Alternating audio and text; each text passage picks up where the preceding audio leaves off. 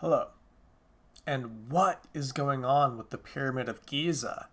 I mean, do any of us actually really know? Is there any way to know?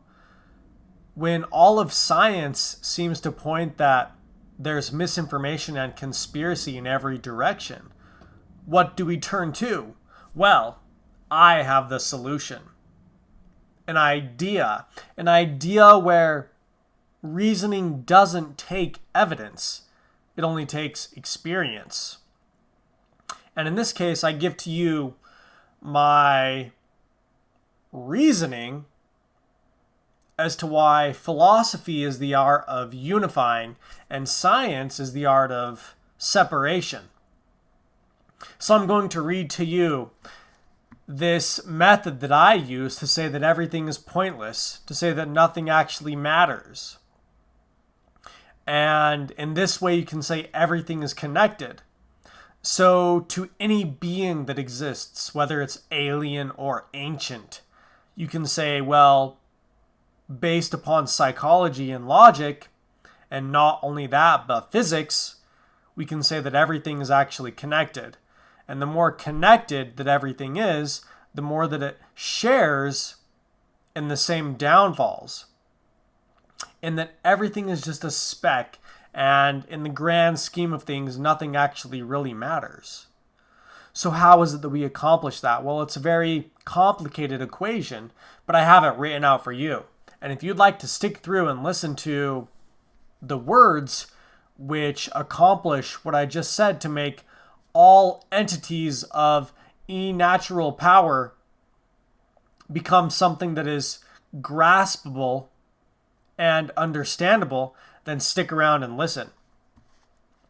So, when looking at the odds of scenarios leading up to such secrecy on a global scale, where the ideas of change have been limited by such secrecy, where change represents the greatest asset this world can provide by its ability to make representations of time and immediate, the ideas of conspiracy and secrecy are at such odds to exist in a world with so many variables, we can make comparisons to the power of the self, barely being likely to exist.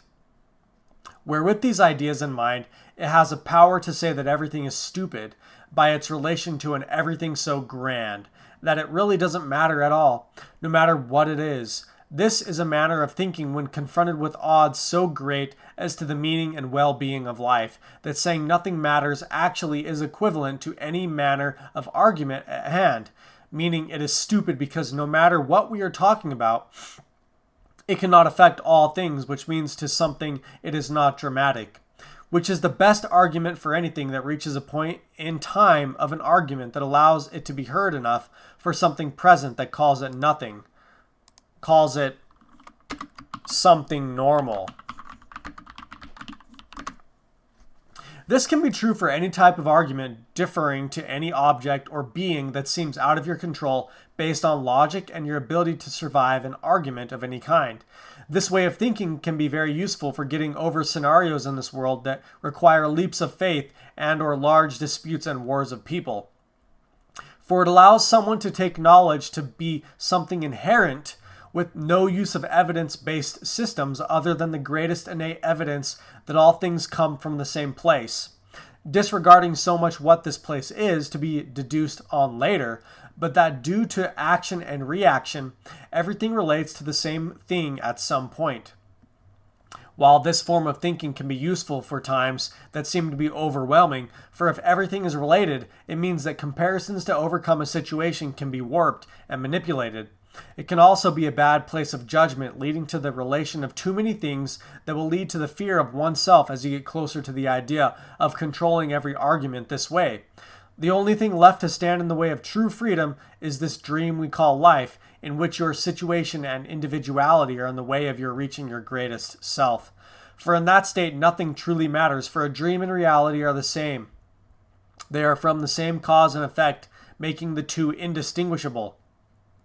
This is the power of psychology, having reduced the self to a dream and having made all things connected by a logic that needs no more evidence than experience. while it leaves little up to the idea of life that needs proof for being, for all being is the same. The way it divides life into a normalized pattern is interesting by it being a helplessness that is driven to the tastes of life more than anything else in regards to its comparison as a society compared to societies with other focuses.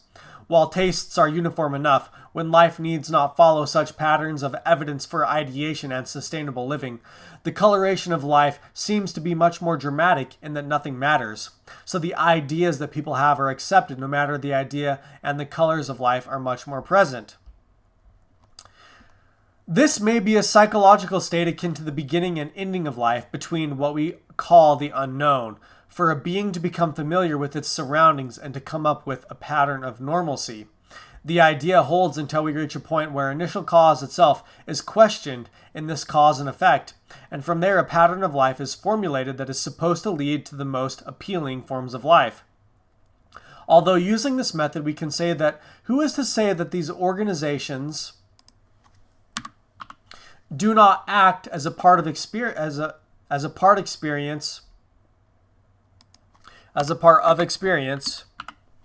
which leads to the idea of normalcy for movement from them in a dry place.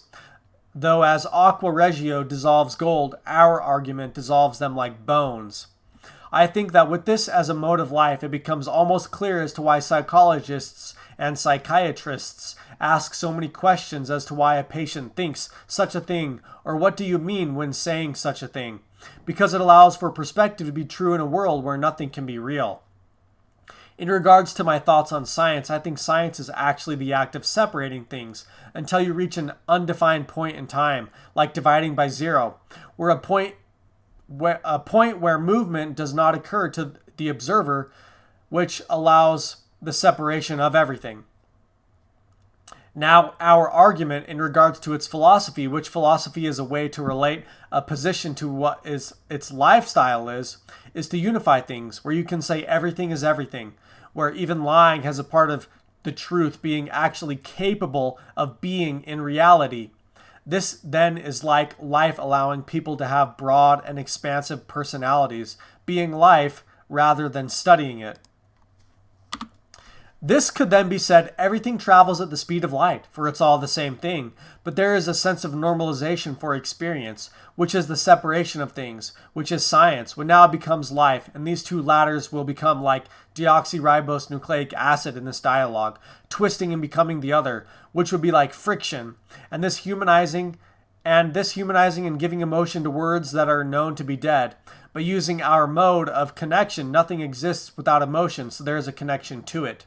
So then eternity is a sense of everything being expressed over and over and over, which results in a cycle of day and night nature anyways, life and death. Then to observe these things in science is then to become more in the moment of the undefined point, until this exercise becomes tested by science to create a theory as to its workings. Now, this ego-dissolving theory must be used only in circumstances that are considered wise, because its ability to state that nothing matters leads to the dissolution of any title or any entity, such as saying there is no difference between male and female. So, these are my theories, you guys, in regards to how to deal with information which seems to have no evidence. And I hope that everybody can use this information to the best of their knowledge, being capable and understanding enough to lend a hand in regards to this very complicated world in which we live.